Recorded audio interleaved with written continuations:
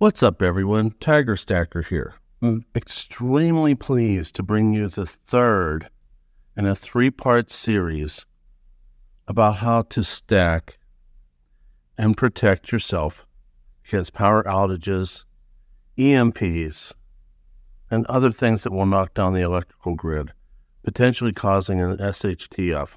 There are many things to stack: food, water, shelter, precious metals, so many other things. But this one is going to talk about what you need to do to provide electricity to your family, which is going to provide for you food, shelter, warmth, and a place to continue to keep your beautiful precious metals. So let's continue on with our video, and let's watch Ben bring it all together.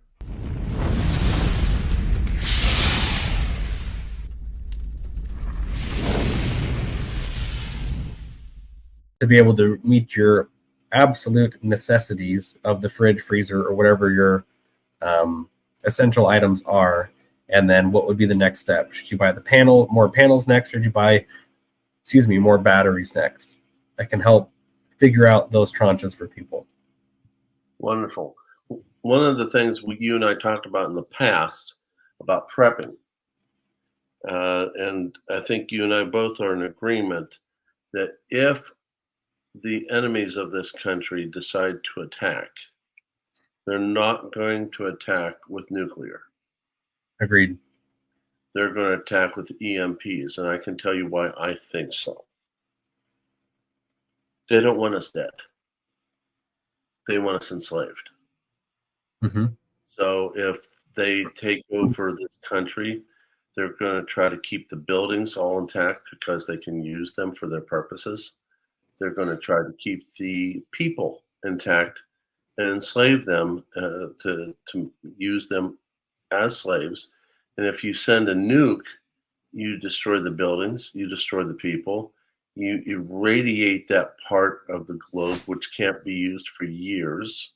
Yep. You send over an EMP and you pretty much kill the country. But everyone's still alive, and then you take over and go forth. That's what I just happened to mention. So when we were talking about this, you brought up a topic I've never heard before, and I'd like for you to explain, what is a Faraday box? How does it apply to houses, cars, the solar system? Does it apply to, say, the generator, or the grid, or just the solar stuff? And you did mention it goes to cars too, so I'm going to allow you to go into that topic. Sure. Yeah, so I agree on the EMP threat.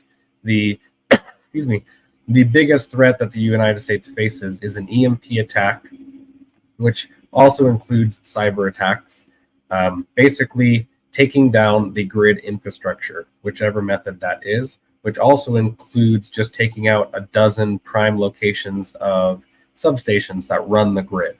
You could literally take 24 guys to hit 12 major substations in the United States, and the entire United States grid would be out. They can do it with AR-15s or pistols. So it doesn't have to be a nuclear bomb in the air that causes an EMP, but EMP including nuclear bomb in the air, cyber attack through the internet, grid literally being shot up by a couple of dozen guys. All of that is very possible and a real threat. And within the first year, people would face 90% of people would die in the first year, according to estimations done by different government groups. And that's how you would take over a country, is you wipe out 90% of the population that kills itself off. Then you can just walk in and take whatever you want. And yeah, if you do that properly, you don't destroy any of the natural resources, whether that's water and food, and also buildings and highways and so on. So a Faraday enclosure was produced, a scientist many years ago named Michael Faraday. Is basically one who figured out this idea that you could protect items from electronic waves. And so the way that an EMP works is there's three phases to it. And the first one's called E1, then E2, and E3. And so a nuclear bomb comes over, say it's from Russia or whoever, it explodes 20, 30, 50, 100 miles in the air. Ideally, you want it to be above about 20 miles in the air.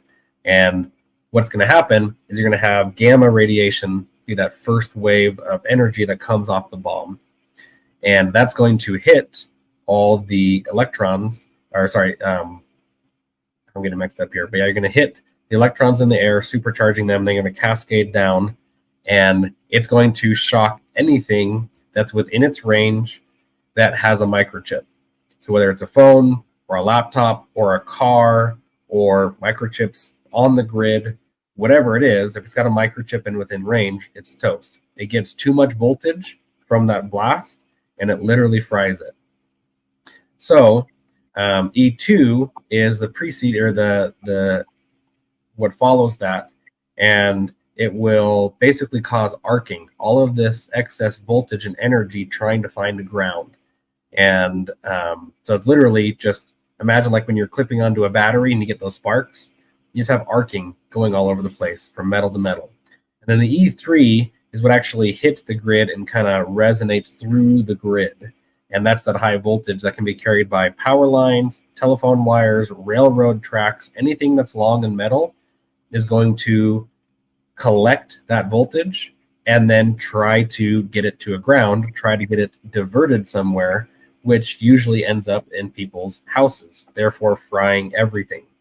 So a Faraday bag or a Faraday cage or a Faraday enclosure is simply a device that is typically a sheet of metal or a woven fabric with metal in it, that electronic E1 wave, that electric, I should say, E1 wave cannot get through. So actually I've got one right here. This is an example of a Faraday bag. So this is Tech Protect, and this is a metal Faraday bag. It's a high thickness aluminum military grade bag that has a special coating on the outside as well as the inside, that if I were to put my phone or let's say my ham radios or a CPAP machine or whatever device I wanted to protect through an EMP, I could put it inside this bag, and that E1 phase is going to hit the bag, and because of the metal and the coatings on it, that energy goes around it rather than into it.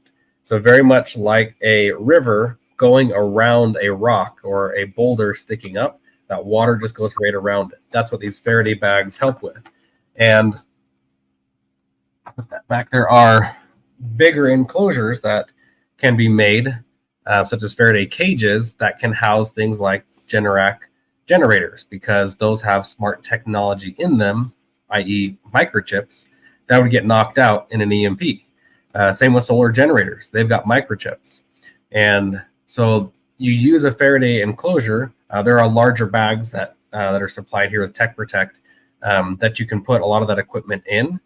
And we're actually releasing soon, it's still in the works right now, a special Faraday enclosure that can fit very, very large items that you can basically set up anywhere. And so you can protect the tens of thousands of dollars of investment that you've got into your batteries and inverters. The cool thing is solar panels are unaffected. But as long as you protect with a Faraday bag or a Faraday cage. Did you say? Sorry, say that again. Did you say solar panels protected? Yeah, so solar panels of themselves do not have microchips in them. They can be affected if, excuse me, if the string of wires is big enough and there's enough panels connected together. So you have to remember that it's within range of the explosion. So if you're 1,000 miles away from the epicenter of where that bomb goes off, your kilovoltage is going to diminish greatly depending on the height of the bomb, as well as the magnitude or the yield of the bomb. So the stronger the bomb, the higher it can go and have a stronger effect further out. Kind of like a flashlight.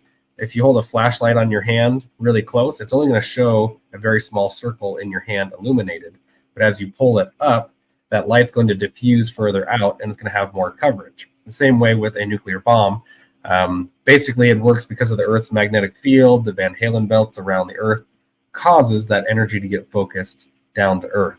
So using Faraday enclosures help protect against that. But now there are even devices such as the EMP shield, which can be plugged into power stations or inverters, worked in conjunction with solar panels, or even for cars or electrical panels in houses, RVs, whatever it is. You can put them in line, and essentially they're like a massive sponge, where as soon as that E1 phase is detected, it draws all of that energy into itself and holds it, so that way it doesn't get into the rest of the vehicle, it doesn't go to the rest of the house, and it protects from both E1, or protects from all three E1, E2, and E3 phases, as well as works as a lightning arrestor.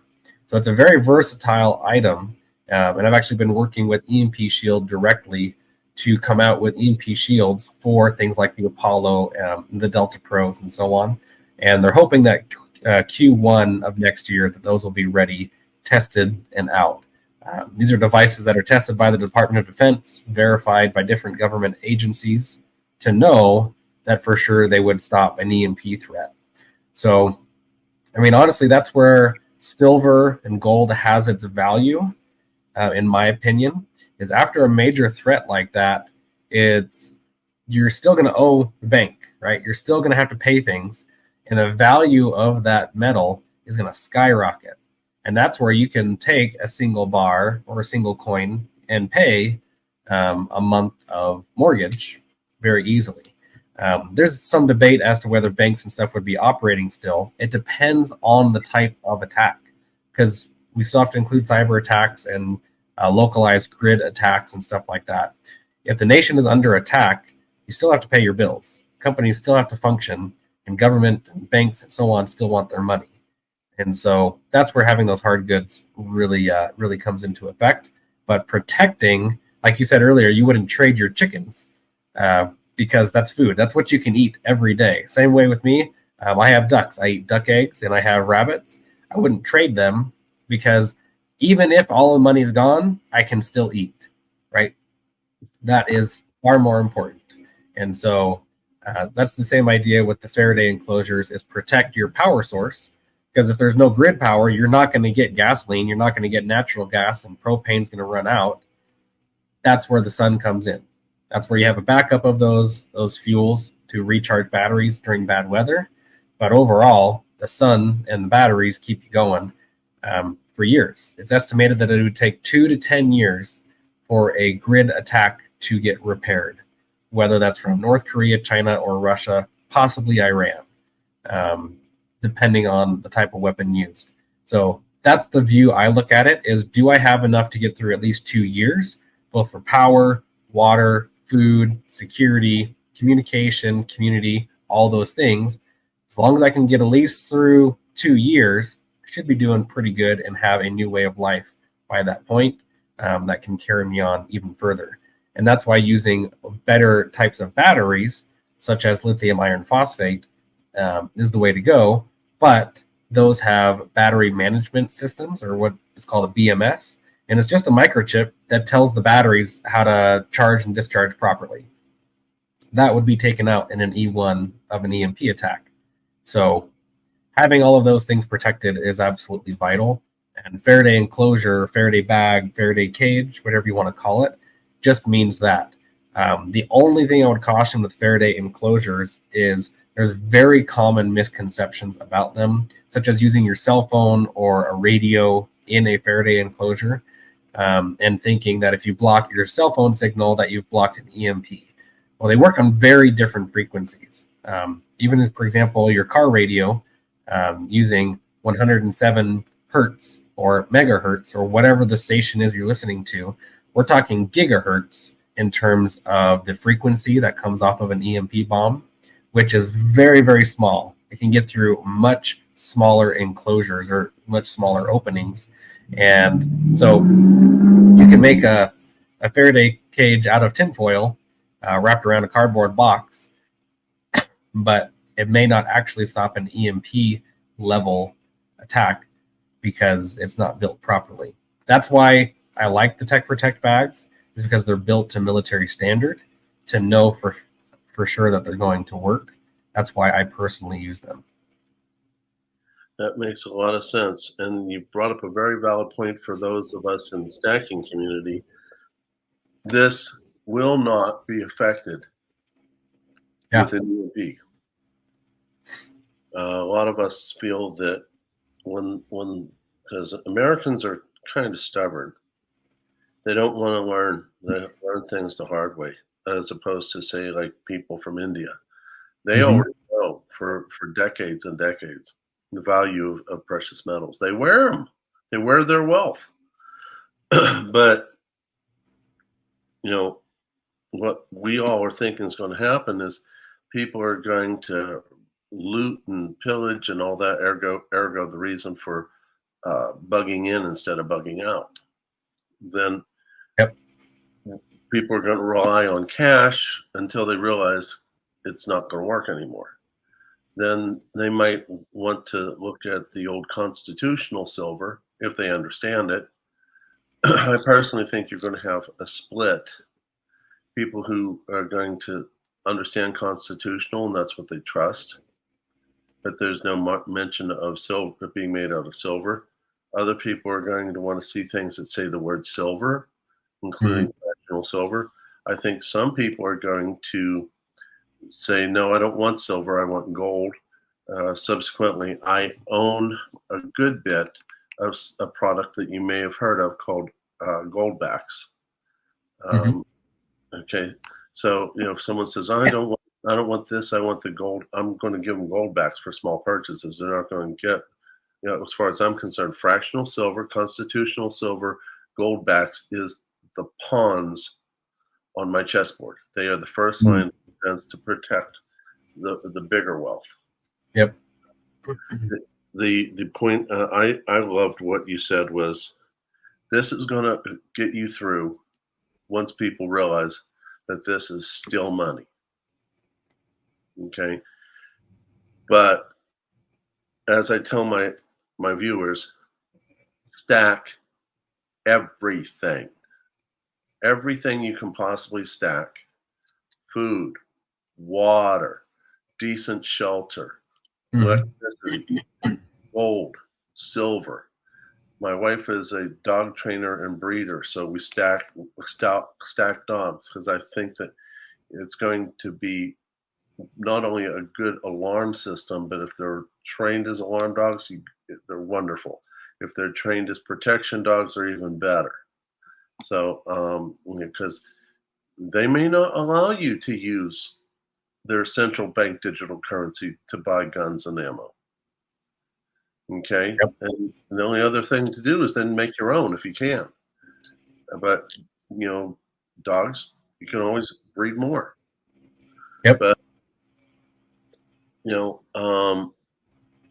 and I think you're in agreement with that. Yeah, I think we talked about the 12 pillars. Finances is part of that. Part of it's not being ridiculously indebted. Snowballing your way out of being in debt is very important. It's also a much less stressful way of living. I would say you wouldn't want to have $50,000 worth of silver and gold and not have a water filter or a year's supply of food storage and a seed bank and a way to grow more as weather permits.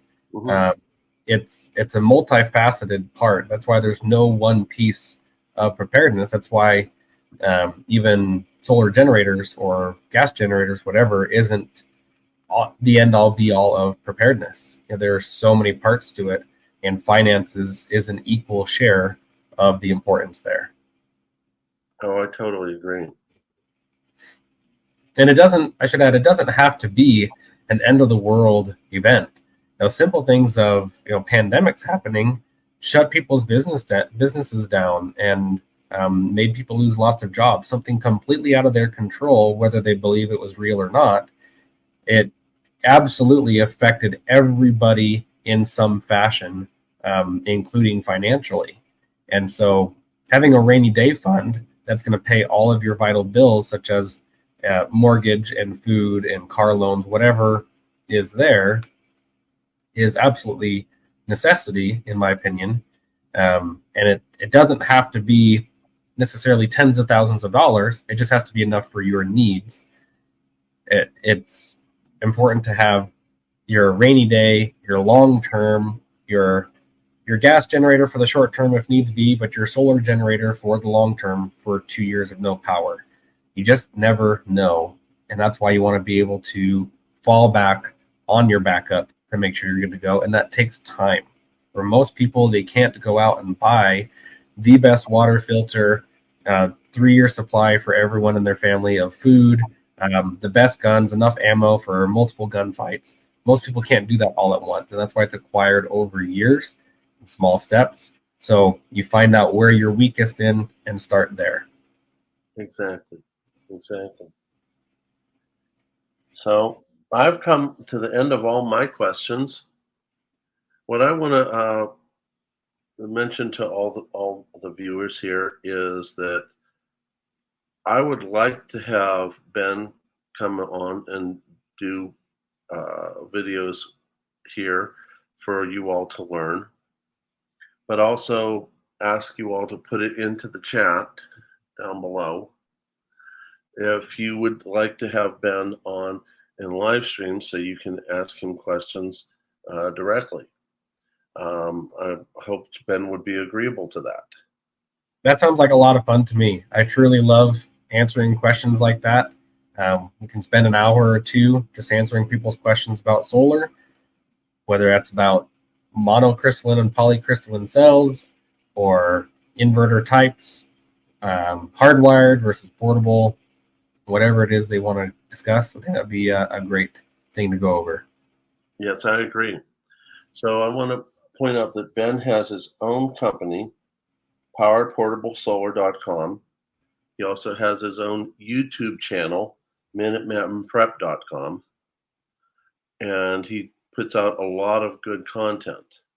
So for both his channel and my channel, I would love it if you all would consider doing everything that's needed to support our channels, following the YouTube algorithm, which includes give us a like, hit the subscribe, hit the bell notification, and leave a comment.